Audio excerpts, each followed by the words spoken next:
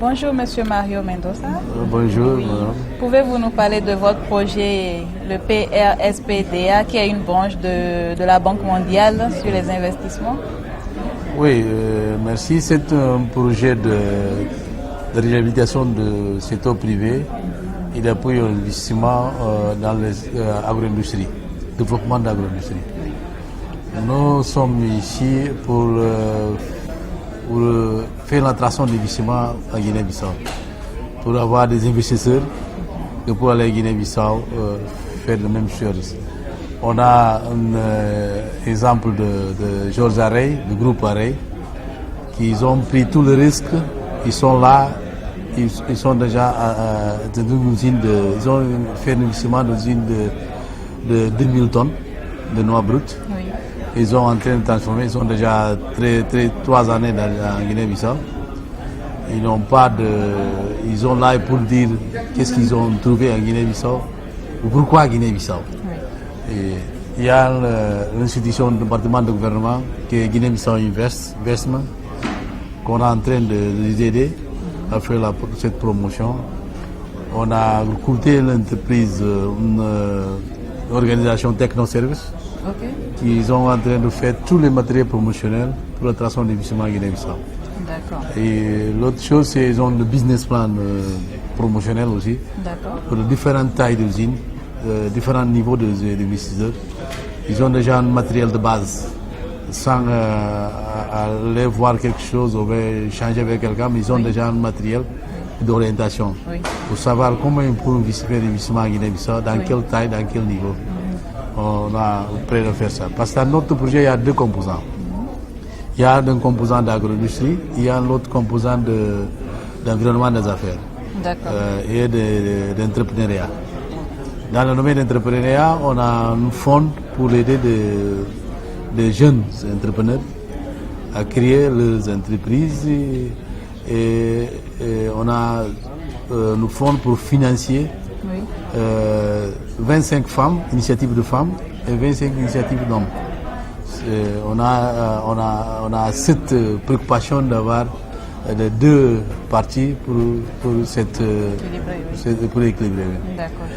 Et nous sommes là toujours pour faire ce travail, pour faire cette promotion. C'est pour ça qu'on a financé 2 organisations, un entrepreneur et une institution de gouvernement qui va faire la promotion de l'investissement à Guinée-Bissau. Donc, dans quelles autres filières vous intervenez? Dans ce moment, notre intervention, c'est au niveau de cajou et de riz. Parce qu'il y a une préoccupation au niveau des paysans d'avoir un pouvoir négocier. Oui. Parce qu'ils vendent de noix pour acheter du riz. Mais on a dans ce moment-là une zone de pilote d'intervention, 2 régions, qu'on a identifié tous les paysans qui produisent du riz et produisent du cajou aussi. On les aide, par exemple, à augmenter la production du riz, renforcer les capacités au niveau de la production du riz et améliorer leur plantation de cajou. Dans le moment de récolte de noix, on ne peut pas avoir une préoccupation de vendre de noix en prix bas et pour déjà garder les noix sans attendre de préfinissement parce qu'ils ont déjà du riz suffisant pour leur alimentation. Ça, c'est une politique aussi d'assurance alimentaire, par exemple, autosuffisance alimentaire. Quand on donne, créer cette capacité aux paysans et pour produire le riz suffisant sans attendre du riz, par exemple, importé, par exemple. Il y a déjà un stock de riz et pour stocker leurs noix et vendre ça à prix du marché, bien prix du marché et noix de qualité aussi. Dans ce moment, on a créé un programme de liaison entre producteurs et transformateurs lié à groupe Arey, usine Arey.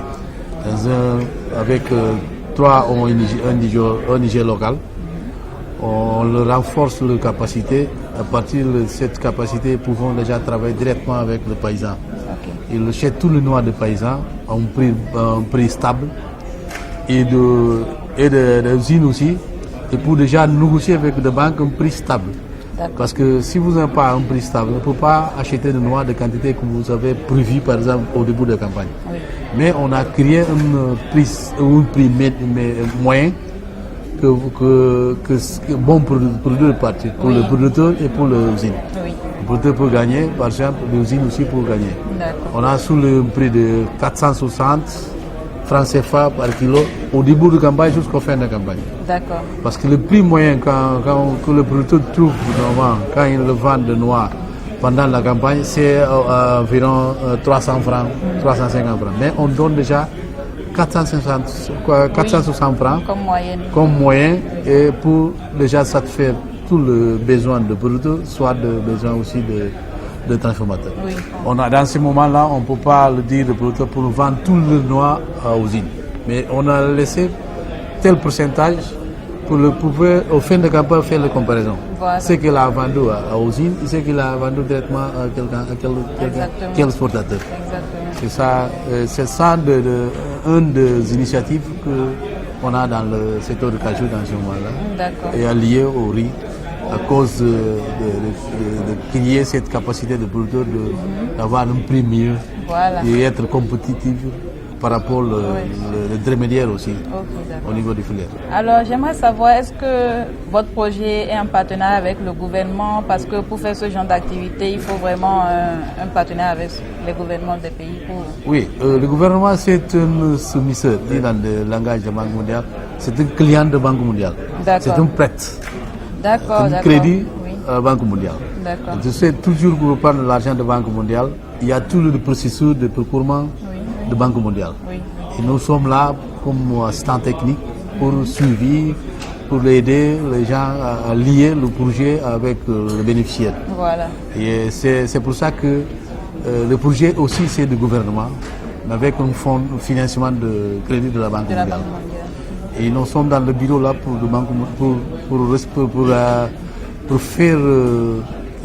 mesurer tous les processus de procurement de la Banque mondiale. Et toutes les prestations, tous les rapports ont soumis ça au niveau de la Banque mondiale. Mais il y a un comité de pilotage du gouvernement où il y a certains ministères concernant que fait partie de cette comité de pilotage. Ils font toujours l'évaluation de projet, suivi et évaluation de projet. Donc, quels sont vos futurs projets toujours dans ce pays, en Guinée-Bissau, concernant non seulement la noix de cajou, mais aussi d'autres filières? Il y a sésame aussi qu'on est en train de lancer. Il y a aussi le potentiel secteur au niveau de Guinée-Bissau. Le H, c'est tourisme, pêche et cajou. Et quand le gouvernement, au niveau de politique gouvernement, c'est un secteur très important. Il y a d'autres secteurs d'infrastructure aussi. Mais nous, parce qu'il y a différents projets de la Banque mondiale en Guinée-Bissau, mais nous, c'est au niveau de cajou, riz et d'entrepreneuriat, environnement des affaires. D'accord, merci beaucoup. Je pense que c'est suffisant. Et nous vous souhaitons bon courage pour la suite. Merci aussi. Merci à vous. Pour cette opportunité-là. Mais de rien. On vous remercie aussi. C'est gratuit.